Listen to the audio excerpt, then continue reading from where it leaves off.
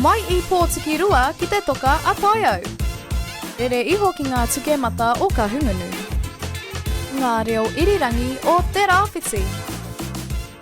Kia ora e te iwi, nau mai anō ki tō tātou hōtaka e kia nei ko Kapu Tairawhiti, your weekly work of art brought to you by Turanga FM Radio Ngāti Prau and Radio Kahungunu.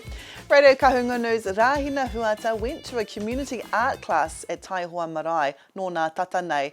She talked to Wairoa artist Pete Amato at one of his classes that he teaches. We'll look at that story very soon, but first, anei ngā tai pito pito o te wā.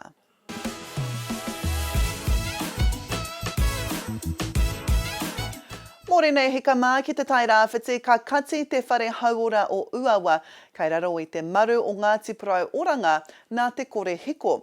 Ahakoa te katinga o te whare nei, hei te rātu e tū mai nei, ka noho tonu te waia o te whare, mena ka pupu mai tētahi take.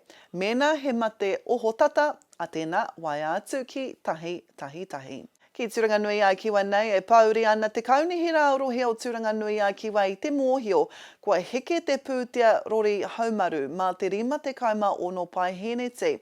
I te marama o painga whawhai tēnei tau, tono ai rātau mo te tahi ira rua rima miriona tāra kia haumaru ai ngā rori mai tēnei tau ki te tau 2025. Hioi anō I te marama kua taha ake nei whakamōhio ai te kaunihira, he rima te kauma wha mano tāra noiho ka whakawhiwhia kia rātau. Nā tēnei kua whakakorea ētahi kaupapa ko te taha ki te āwhina I ngā kainoho iko nei ki te whai raihona tētahi. Ki Kahungunu, kua oti te nuinga o te mapi 3D I mo ngā puna wai o te mataua Māui. He kaupapa tēnei ka whakamahi I te hangarau SkyTeam ki te kohi tatauranga. E ai ki te kaunihira rohe o here taunga e mārama ki te inae nei ngā mahi a ngā puna wai, me pēhia hoki te tiaki I ngā puna wai. Hei tā kānua AD, ka whai hua nui tēnei mō te rohe, mo te roanga atu, tēnā whakapā atu ki tēnei pai tukutuku. A kāte, koe ra ngā kōrero I tēnei wā.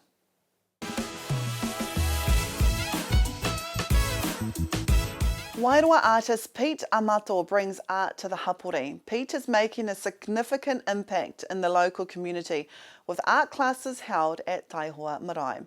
In light of the recent challenges Wairoa has faced with Cyclone Gabrielle in 2023 and then the June 2024 flooding, Pete's efforts are especially meaningful. His workshops provide a space for all to connect, learn and heal while exploring their creative talents. Kia ora, Pete Amato from Wairoa. Ka wai, now, what's going on over here today? Oh, today we're running a wānanga on oil paints. It's the kaupapa today is getting people into their creativeness. Yeah. Yeah. How important is it to hold wānanga in this space? In this space, pretty awesome because in this space, especially in Wairoa, there's a lot of art mahi, like the carvings along here are pene taipa, Sandy Atzit work. And the other one is we're doing a lot of refurbishing of taonga here also. So the more people get interested into the art form, the better. The other one is we want to reach our kids out too. Hey, so we can bring our children in and show them there's another way for making money here in this little old town. Yep. Yeah, and especially, you know, coming from like cyclone and then the recent flooding in June. Oh, pick everybody up again, and dust ourselves off and let's do something creative.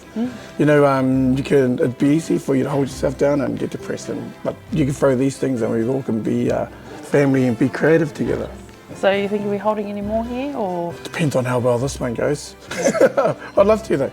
You know, just looking out here and see all the creativeness going off, it's actually pretty exciting. We just started. So I heard one of your ture, one of your rules is to not think. Oh yeah. Well, tell me about that.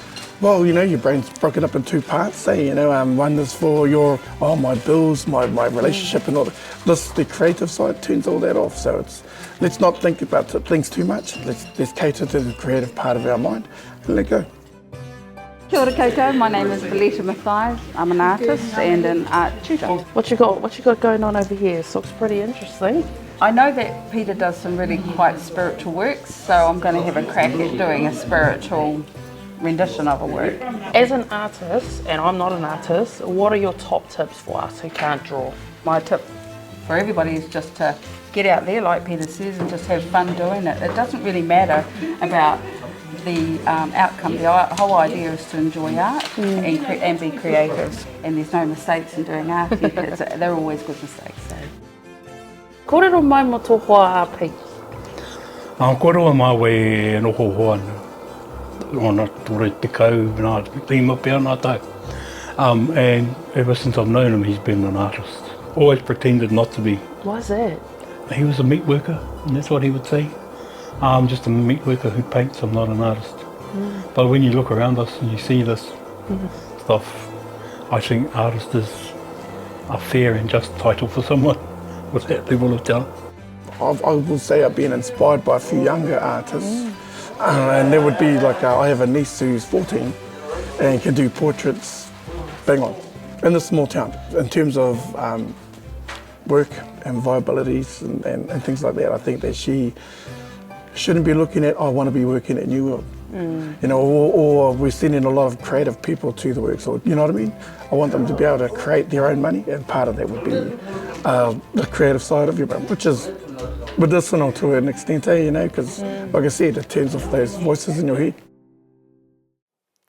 Next week on Kapu Tairawhiti, the Waka Walkway has been in the pipeline for about 6 years as part of the Tairawhiti Navigations project. We'll talk to the artists behind this kaupapa, GDC's Nick Tupara. But for now, until then, te te te tā, hei konā.